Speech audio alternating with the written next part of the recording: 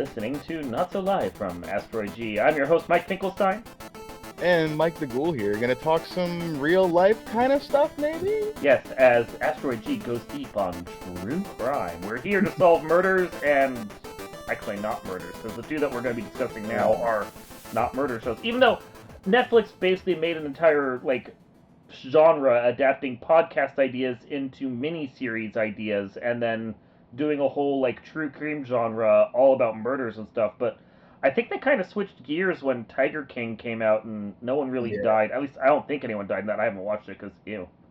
There was a couple deaths in there that were accidental. I was wrapped into watching that because, it was pandemic and my wife's friend was like, "Hey, you guys got to check this out. It's Tiger King. It's real good." I'm like, "Okay, I'll watch it." It was fine, but I hear what you're saying. That was kind of where the captivation of the target audience now being the people that want to breeze through these 3-4 episode documentaries about not necessarily murder, but people's lives who kind of suck, and we can watch there and judge them, which is fun. So let's talk about that through format. You had me watch, because I don't watch these normally, because I don't even care about documentaries.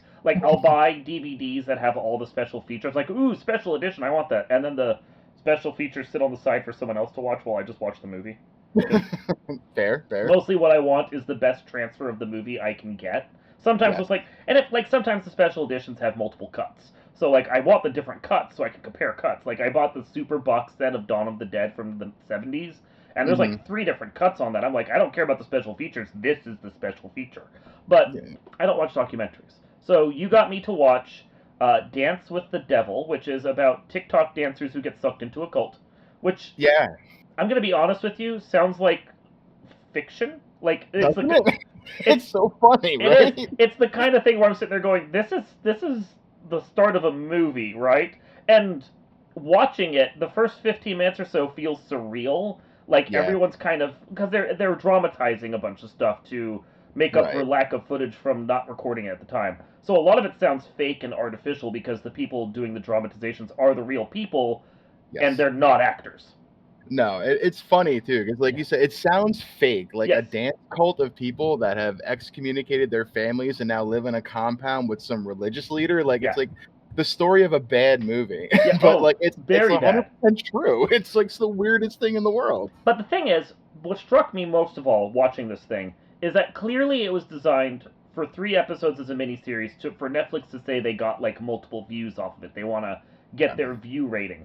But watching it, there's really only enough story for about an episode and a half.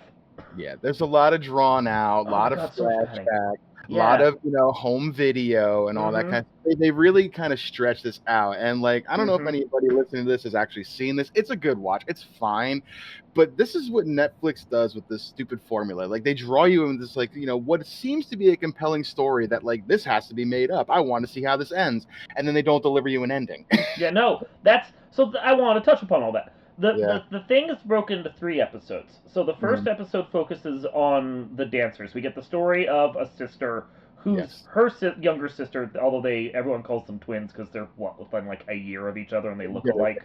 Something like that. The one sister moves to L.A. Her older sister moves out to be with her because they both want to be dancers.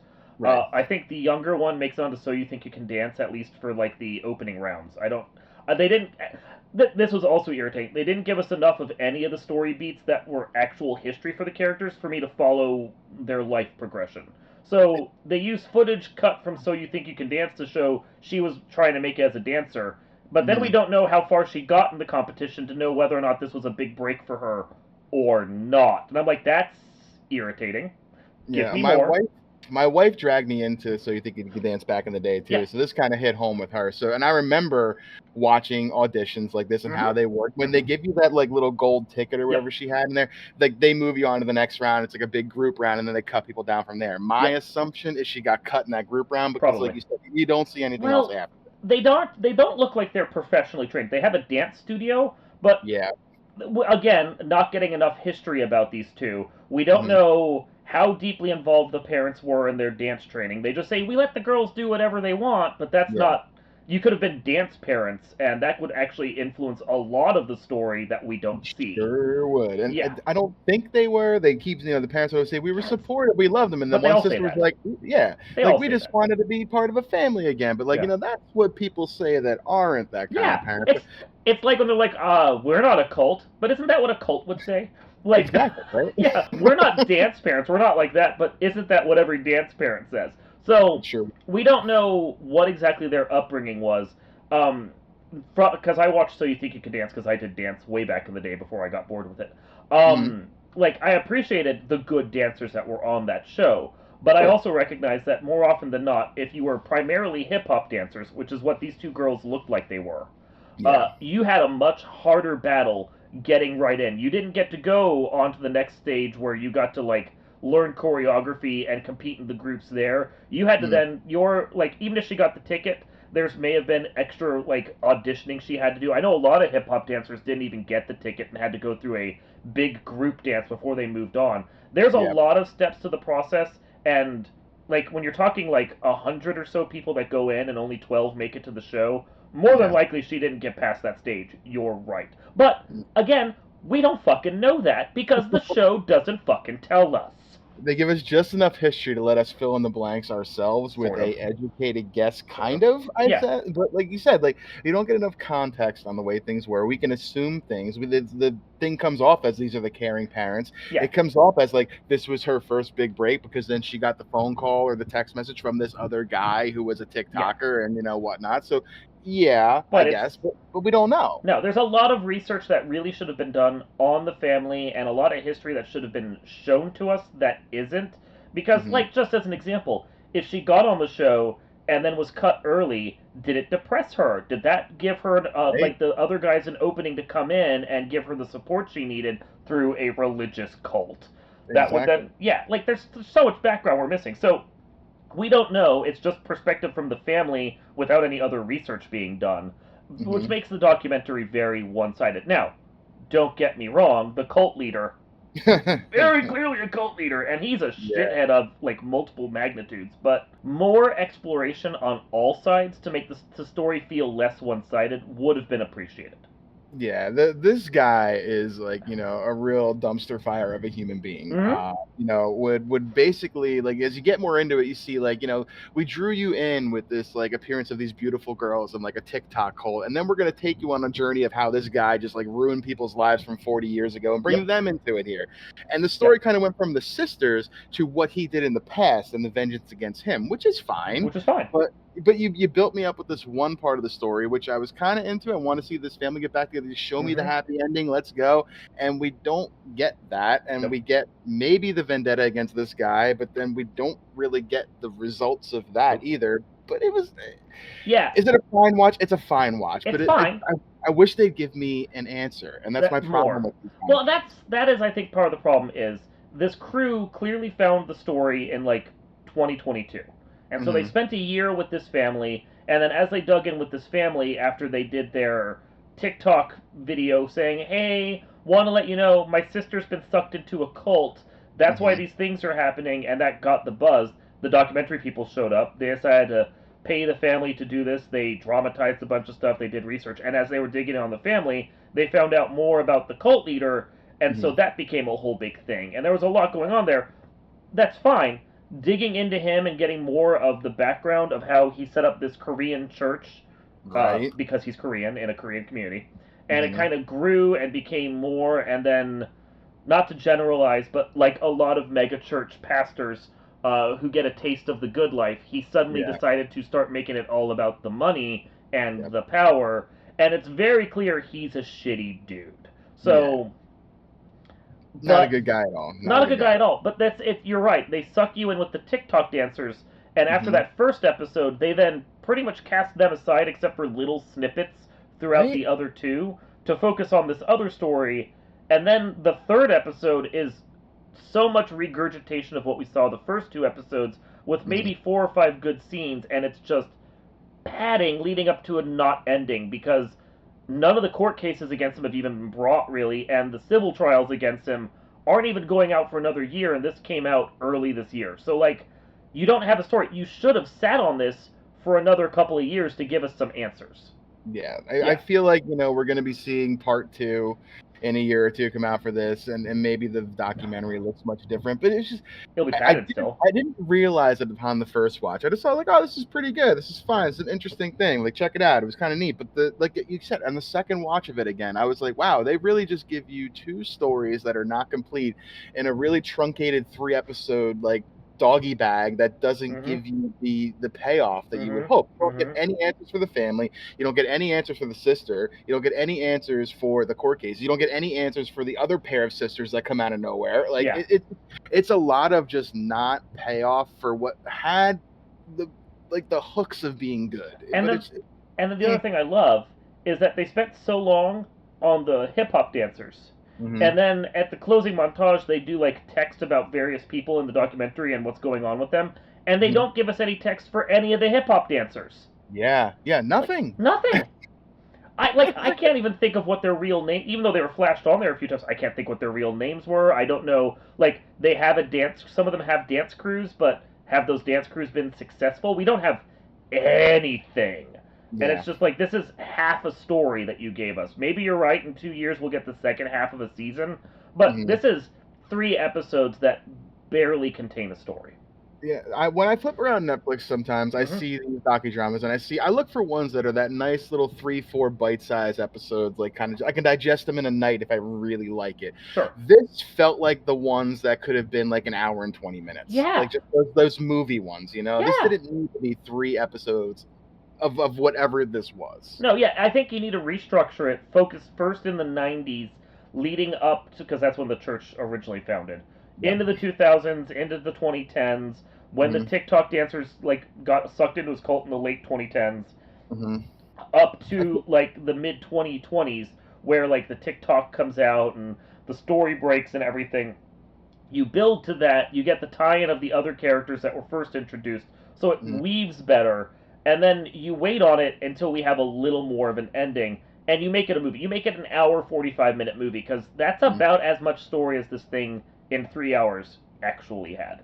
Yeah, I feel like this was 20 to 30-minute bite-sized nuggets that they drew out with, dances and pretty pictures. Like, and really bad ones, too. Like, I didn't mind... Sometimes I didn't mind the dancing. Some of the people they featured were good, but a lot of the stuff they featured of the cult sister, the younger cult sister from the dance crew, who gets sucked in, and then you see all of her TikToks that she's doing of dancing. She sucks.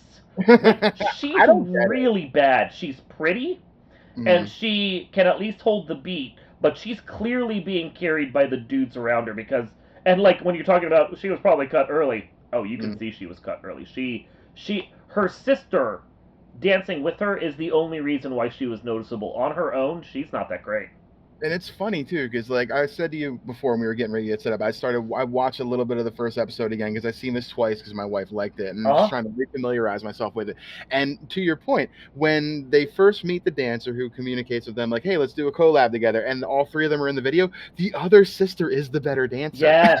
It's like, wow, I didn't notice that she's more on beat than the one that joined the cult, which is like, I think to your point, maybe hitting on that like vulnerable thing, that guy that's like preying on people like, hey, you're pretty, you got 3 million followers, I can make money off you, but you're vulnerable, you're volatile. Come on in here, I'll help take care of you. Let me grab the sister, get my hooks in the one that I can manipulate, is really how that feels. And that goes to that same point of like, we needed more backstory because we didn't know what the other sister was up to at all. She did a couple auditions with her sister, and people told us we shouldn't audition together. What people? Why? Where were you going that was telling you this? Was this competitions? Was this just random dancers? Like, very generalized in their history. Because the first episode gives us, like, 8 years worth of story in a single episode for, like, multiple characters. The second episode is completely different characters, and it's a real slow burn. And then the last year is in the third episode, and it drags. So it's like rebalancing it and giving us more on these 2 sisters, so we understand, because we don't understand why she joined the cult beyond dude liked her, and then pastor said, "Hey, come join us." Like, that doesn't tell us her personality enough for us to understand why. I think, like you just said, and I think someone just grabbed her because she was maybe easy to Yeah, manipulate. She was sure. vulnerable. The guy that contacted her was in this cult or in this religion. He said, "Hey, I want you to come with me to a service," and okay, sure, I'll come with you. And then the next Sure. thing you know, you're there and you're having dinner with the guy. And then he's like, "Hey, I got a spare bedroom. Oh, hey, you do this. Let me help you manage your finances." And it builds and builds and builds from there. And the next thing you know, you're in like a conservatorship that you're unaware of. It's the Sure. craziest thing ever. Sure, but the thing is, you and I have made that case better than this documentary has. You know what? That's why we are here talking here and breaking it down because Yeah. I mean, it was kind of shit. A couple dudes on a low-grade podcast, though, should not be able to do better than the Netflix documentary about it. It's just like it was bad editing, bad storytelling with a lot of fluff. This felt like four guys with a YouTube video channel that had Google and access to a car that would meet these people and prey off them. It doesn't feel like a complete story to me. No, not at all. Not at all. And it's interesting to watch this because, this came out of the whole big craze that Netflix is doing. They want more and more true crime. One, because it's easy to produce, and two, because people seem to flock to it. But this one doesn't make a good case for that format. Whereas Netflix, early in its whole true crime buzz, did actually produced a parody of the very things that it's now hard in on with American Vandal, and I think that one makes a better case for storytelling and style than the actual material does. It's funny because you told me that, and we're going to talk about that one now a little bit. And I was like, oh, okay, cool. And I'm watching the preview today because I watched 2 episodes, and I'm like, wow, this feels kind of this is an interesting story, but is this fake? And then I realized what I was watching. I'm like, oh, this is actually really good. Yeah, it's a parody of true crime about the first season is about a dude who gets framed, maybe, for spray painting dicks all over campus during a school event. And it's fucking hilarious. The evidence against him is the fact that he used to draw the same kinds of dicks elsewhere, except he's like, yeah, but I drew the head different, and these are it's just so dumb, but so fucking funny. And it's 8 compelling episodes of obviously fiction, but it's paced better because the people knew what kind of story beats they needed to hit and how they needed to hit it. It's fiction. This is not real. But in 8 episodes, it tells a more tight and cohesive story than a real documentary of this nature did, which just shows you how little material the real thing had. Yeah, and this was broken down, the Vandal one, into some really digestible parts. They're about 33, 35 minutes an episode. And if you skip the intro, you're 3 minutes in already. So it was really easy to digest. Could you have taken 8 and crammed it into 4 episodes and made it longer? Yeah, but you did this correctly, I think, in the way you paced it out a little bit. There's a little bit of a cliffhanger at the end of each episode that I've seen so far. The characters, I think, are funny as shit, and I'm into seeing where these people end up. I was taking notes and stuff. I'm okay, ball hair on this one, no ball hair on these, and mushroom head here, line here, trying to make sure I'm following along my own little. So you can figure out who the villain is. Yeah. I'm like, isn't this dude Alex? I'm into this liar Trivoli over here. Is he the one? There's story going on here that I'm more invested in a hilariously it's dicks on cars. How much funnier and crazy can you get? But I'm into this story. It's so juvenile, but it's so good. And that's the thing is why is this more compelling than a real true crime documentary? It shows the limits of the format. Netflix said, we want 3 episodes. Because, we see this in other things, like Star Wars, the new shows come out, and everyone's like, this should have been a movie, it didn't need to be stretched out to 8 episodes. Or, Marvel puts one out, and it's this 6 episodes should have just been a movie, and with heavy rewriting before it got produced, because this was awful. It's weird to think that such a low-budget little thing could do better, but then corporate greed says a lot of that answer. It's always about the dollar in the end, one way or another. And, people are drawn into that. I think South Park hit it on the head when they, did the episode with Stan's father and mother watching, and they called it investigative murder porn. That's what it is. People love to watch and sit there and, dissect what they're seeing, try to solve the case on their own. It gives you a bit of a rush, I think, as an adult in your later on life, watching something oh, this is tragic. Can I figure it out kind of thing? And sometimes you get a payoff and it's good. And sometimes you get a TikTok one that's not.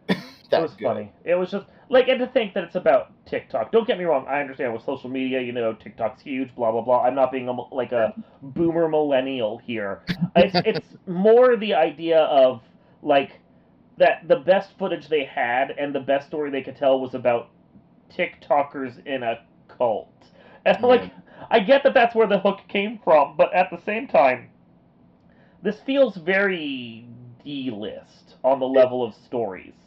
It was like they wanted to tell a story about a Korean man who enslaved people in a church, and like, nah, we need something a little bit more than that. Oh, my story about someone doing slavery, forced labor, and raping people in his church is not good enough. Let me throw some pretty faces in there. How's that? Netflix is like, stamp it. Let's go. Approve. Like, that was the hook that got people interested originally. But it's also the fact of, like, as we see in a quick 1-second shot but no explanation, she's not, like, the older sister who's not in the cult isn't even really a true TikToker anymore. She has, like, platinum status on YouTube and other stuff. Like, she has a career we know nothing about from this documentary. That's way more interesting to me. Like, the story about how her sister got sucked in, and then she managed to continue her life and build a career around this while trying to, like, figure out what's going on with her sister is far more interesting than the way the documentary crew presented it.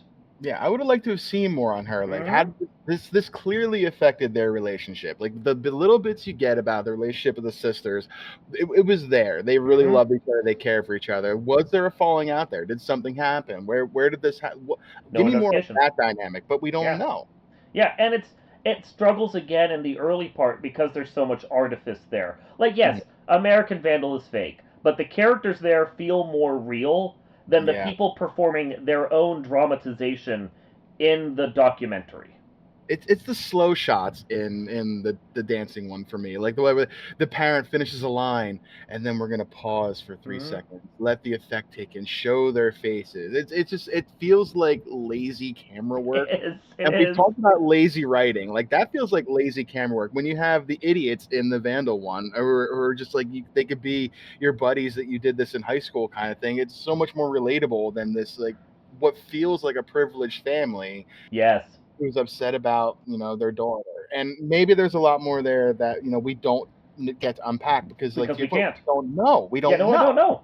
And that's I think you said something that's interesting, that when my wife and I were watching it together and like she saw this, and that's specifically that this family seems very rich. Like, they're not okay. Yes, the daughters stayed in a single bedroom together, but they were close to the same age. And then eventually they separate out into their own bedrooms. And they have their own dance studio with dance equipment and dance gear and everything in their house. And you go into the main room of their house, and even though you don't get perfect shots of it, the main room of their house is larger than the entirety of my house. And so you're sitting there going, okay, so she moves to L.A., is she being supported by her family? Is she having to work on her own to support herself? We don't know. Seems like her family is loaded, like, every time. She goes and visits for Christmas, and, like, the tree is piled with more presents than I saw in my extended family, and they all have new matching flannel pajamas that they bought for the holiday and so forth. Most people don't have the money to do even that. So, there's details that are hard to parse with the story they're telling. I feel like, yes, they're the TikTok family that broke the case, but there are more compelling families in the story that we barely see. And then, as Becky also pointed out after that, and it's like, so the girl decided she didn't want to be on her parents' teat anymore, and she went to LA and did her thing, found out it was hard, and repeatedly told her family she didn't want to come back. Bitch made her own choice. Yeah. My wife. Her words. I'm gonna expand on that a little bit because they made a point to say in the first episode, though, he was a counselor, I was a teacher or something. We didn't have a lot of money, but we made it work. But then you see him later on, like, maybe you didn't have money then, but you have money now. Yeah. And like you said, the matching pajamas, the white Christmas tree, the presents a mile high. Like, maybe you're doing this also because you want your daughter back and to show her the love or whatever. But maybe you're also compensating for the fact, like, maybe you want her back in your life because was it your daughter that helped you get this money? I mean, that's a thought. Like, I don't know. I don't know, and I want to just say I don't know. I don't know this family. I'm throwing ideas out there. That's the problem with dance parent stories is they very often, dance parents, acting parents, band parents, whatever, when you have a Yep. prodigy, and these parents clearly thought their kids were prodigies, and Yep. they were really good together, because Mm-hmm. the older sister was carrying the younger sister. Just fucking carrying her. But fucking Yeah. carrying her. But That no, fucking loud. yeah. But like, when parents have a talented child or children, they will find ways to profit off of them, even if they don't think they are. Which, More often than not. Yep. again, we barely see clips of the kids growing up and learning what their dance history was. We don't know from the documentary alone. And I'm sorry, you're a documentary. You should be giving us all the information we need to be able to make a judgment. We don't Mm-hmm. know what their history was. We don't understand where anything came from. So it's hard for us to gauge anything about the story beyond the superficial. It's very easy to side with the family here Mm-hmm. in this aspect. When you know more about the guy, when you Yes. know that who he is, the predator that this guy is, it's easy to side with the family. But we don't get enough of did the family push her there a little bit. And I just don't know. No. It seems weird to me. Like I don't know if like I could understand how somebody could be a part of something, have a family, things are great, but then disconnect themselves from it No. completely. It just doesn't make a whole lot of sense to me. And yes, I get that it happens. But it just doesn't seem like this was a part for this to happen without something coming from the relationship with the parents. It just seems weird. Yeah, it does seem weird. And this speaks back to the structure. Like, I want more about this family Mm-hmm. and these details, because they're the first characters I say, but people. They're the Sure. first characters we meet, Mm. and it's their story that's the hook to get us interested. These two girls, the TikTok life, the cult that comes because of the TikTok life, and suddenly one of the two sisters disappears. That's the Yeah. hook. That's the story. Mm-hmm. But this story happened 20, 30 years starting up prior, and the Mm-hmm. second episode goes into that. If we got that story first, we'd probably care less about delving into the family that we meet, because we have this whole background for it. So it's Yeah. the like, I understand why they put the one family first, but the more compelling story that gets us deep into this mystery of this cult is what comes later, and so we're second guessing everything because we just don't understand any of it. It's a strange choice of like, Mm-hmm. writing again. Like, why would you lead with something like this? Well, you should lead with who this person was and show where he ended up and show Yeah. the story to get there. It was a reverse order of showing where we are and then let me show you what led up to where we are now. But then let's not go back at the end and give you any resolution to where we've been. Anything. Nothing. And Yeah. the guy's a dirtbag. Like, He you is. got that Yeah, much out no. of it. Like, But that's about it. like, it's hard to accept up front that the parents' hands are clean until Yes. we know more about the cult leader, and we learn a lot about him in the second episode especially. So Mhm. the judgment call can be made at that point. But I'm not saying the parents were bad or good. I'm not absolving them of anything that may have happened between them and their daughters in the past that we don't know about. What I am saying is they're clearly not the primary motivator of what led the girl into the cult, because the cult was led by a dude who is just a very charismatic dirtbag. He Yeah. promised them what they wanted. He kind of sort of delivered, and that led them to think we should stick around with him. Fair enough. That's the that's the story, that's the focus. But since the cult leader didn't want to participate in the documentary, the people still in the cult, including the sister, didn't want to participate in the documentary. And the only people we get is the superficial story from like all the people that did come out. Like, we kind of learn more about the people in the past and their Yeah. story, but still Yeah. it feels light and superficial. And because of that, the story feels limply one-sided. And it's funny too, because like you're getting me to remember things from that second and third episode. Like, what was Mhm. the dynamic between the one Korean lady and her father too? Like, Yeah, there was this whole abandonment thing of the alcoholic which is barely mother, touched on. and like I wanted more of Yeah. that. Like, she's sitting with her dad, and her dad is like, obviously haggard and old, and has hated his life choices, Mhm. and he goes to like apologize to the daughter, and she's like, "No, fuck you. I just brought you here to tell you I hate you or whatever." I'm like, what did you have What's to get that on camera? Yeah, what is the point of this What does particular that add? What does that padding? add to the story here? Yeah. Like, I don't get it. You know what it added was a realization for me that when you get yelled at by a woman in Korean, man, that's rough. Okay. What's worse, being yelled at in Korean or being yelled at in German? I'm not sure. I think it's Korean. She made that dude hurt. Okay, all right. A woman in Korean, a man in German. Yeah, Both okay, that's fair. That's fair. Both are terrifying. Woo! But like, My respect. I know. And like you said though, like there's too many variables of the story to give us a piece of a whole, and it's a whole bunch of like Swiss cheese, story salad thrown into a bowl, and we can't really digest any of it. I got through 2 episodes of American Vandal, and what I saw was better conceptually than this documentary of real life people we should have feelings for. I care more about the little asshole Dylan drawing dicks than I do about this family. And that was why I wanted you to watch American Vandal, was to see your thoughts on this in comparison to reality. Yeah. Because, like, the parody does it better. It does. And like I said, I didn't know it was a parody at first. Like I mentioned to my wife That's why it works. Exactly. And she's like, oh, I've heard of that. I'm going to check it out. And I ran out to get coffee and do an errand. And then I came back. And I'm like, hey, okay, we're going to watch that now? And she goes, well, I don't think it's for me. I'm like, what do you mean? She's like, it's just dicks and fake. I'm like, what?